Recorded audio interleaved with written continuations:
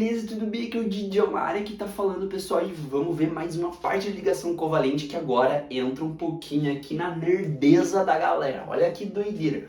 A ligação covalente coordenada, ou também chamada de ligação covalente dativa, que era chamado antes, mas nos livros hoje em dia só é coordenada mesmo, beleza? Mas olha só, eu tenho 3 exemplos aqui, pessoal, onde a gente pode ir além do octeto, além daquela regra do octeto. Sabia que a regra do octeto, que é ficar com 8 elétrons na camada de valência, ela serve para a maioria dos átomos na tabela periódica. Porém, existem alguns elementos químicos que, quando extrapolam essa regra do octeto, fazem mais ligações do que deveriam, e realmente isso faz dar certo a ligação química e, claro, a construção da molécula em si. Isso realmente acontece. Mas olha lá que doideira essa ligação coordenada, pessoal, para a gente entender um pouquinho como que funciona.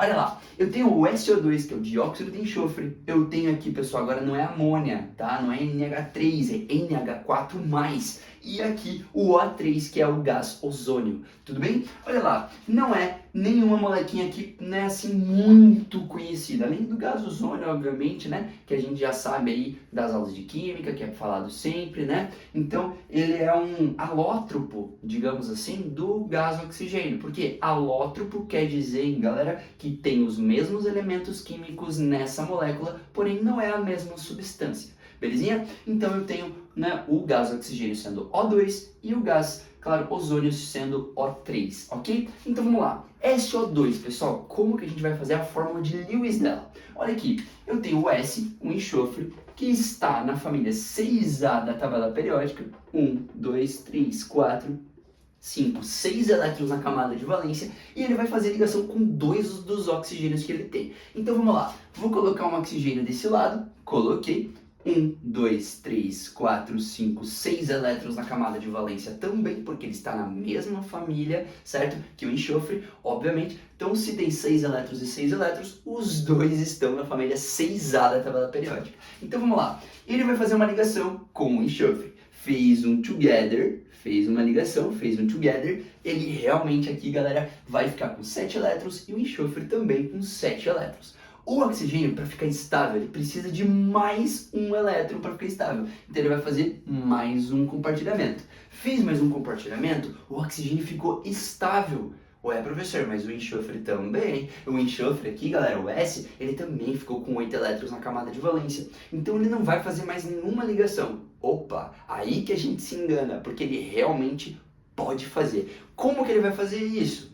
Ligação coordenada entra em ação agora. Olha aqui, ele vai ter, galera, mais um oxigênio chegando ali, galera, com 6 elétrons na camada de valência e vai chegar perto do enxofre. O enxofre, galera, ele vai ser muito bonzinho e vai acabar fazendo essa boa ação. Como assim uma boa ação? O enxofre, ele tem 2 pares de elétrons sobrando e esse oxigênio vai chegar perto dele e vai falar: pô, você tem 2 pares sobrando, compartilha aí um parzinho comigo para eu ficar com 8. Então esse oxigênio fala desse jeito, mas vamos ver como é que vai fazer. Então esse oxigênio já está estável, ele nem fala nada, fica quietinho no lugar dele, e esse oxigênio está precisando de 2 elétrons, enquanto o enxofre está sobrando um par. Então o que vai acontecer? O enxofre vai compartilhar. Compartilhando, o enxofre não vai perder se ele está compartilhando. Então ele vai pegar esse parzinho de elétrons e vai compartilhar com esse oxigênio aqui. E esse oxigênio vai ficar também com 8 elétrons na camada de valência. Assim a gente vai fazer o SO2, o dióxido de enxofre, que é desse jeito aqui, beleza? Então vai ficar uma ligação dupla para um lado e uma ligação simples para o outro lado. É assim que é feito realmente, galera, o nosso dióxido de enxofre com a ligação coordenada. Isso aqui de compartilhar um elétron mais que o enxofre pode fazer quando sobra os elétrons dele ali, e isso é chamado de ligação coordenada, beleza? Olha esse outro exemplo aqui. Essa carga positiva, ela vai aparecer, mas você já vai entender o porquê. Olha aqui, o nitrogênio, pessoal, ele tem 5 elétrons na camada de valência porque ele está na família 5A. Então, 1, 2, 3, 4, 5 elétronzinhos, não é?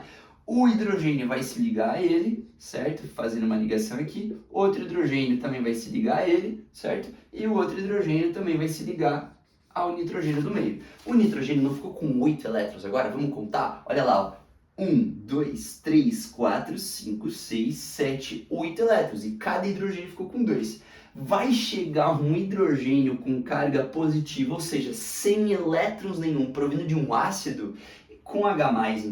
Então se H+, ele tem uma carga positiva porque ele perdeu um elétron, isso? Isso mesmo, tá galera? Então como ele não tem elétrons ali, o nitrogênio vai olhar para ele e vai falar, coitado dele, não tem elétron nenhum e eu tenho um par de elétrons sobrando, um par de elétrons livres aqui comigo. Então o que vai acontecer? O nitrogênio vai pegar esse parzinho e vai falar assim, calma hidrogênio, eu vou compartilhar com você, porém você tem que ficar juntinho comigo. E nisso vai acontecer uma ligação coordenada aqui, certo? Acontecendo essa ligação coordenada, extrapolando ali a regra de todas as ligações que eu tenho, que é somente ficar com 8 elétrons e não compartilhar mais nenhum. Então, nesse caso, está compartilhando um elétron ali, vai ficar com uma fórmula estrutural, então, desse jeito aqui. Olha que doideira, né? Claro que a carga positiva que você tem no NH4 provém desse hidrogênio. Agora, claro que não vai pertencer a somente um hidrogênio, vai pertencer à molécula toda essa carga positiva, porque esse hidrogênio colou nele,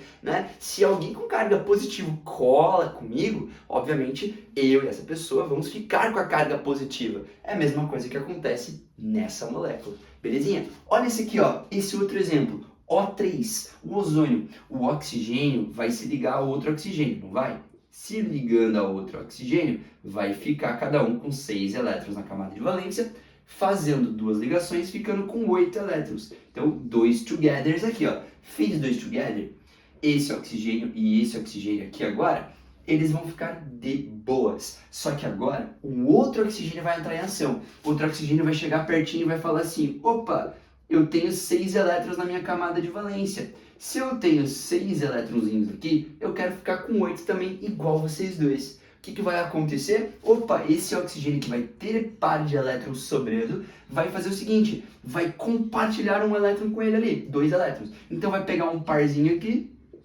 e vai compartilhar com ele. Compartilhando com ele, vai todo mundo ficar feliz e estável. Então compartilhamento não é perder elétrons, é compartilhar. Então, nesse caso, vai ficar desse jeito. Olha lá, oxigênio, dupla ligação O e ligação simples O, que é uma ligação coordenada. Belezinha? Então, pessoal, desse jeito é a ligação coordenada, assim que funciona. Belezinha? Então, vamos lá, pessoal. É isso aí.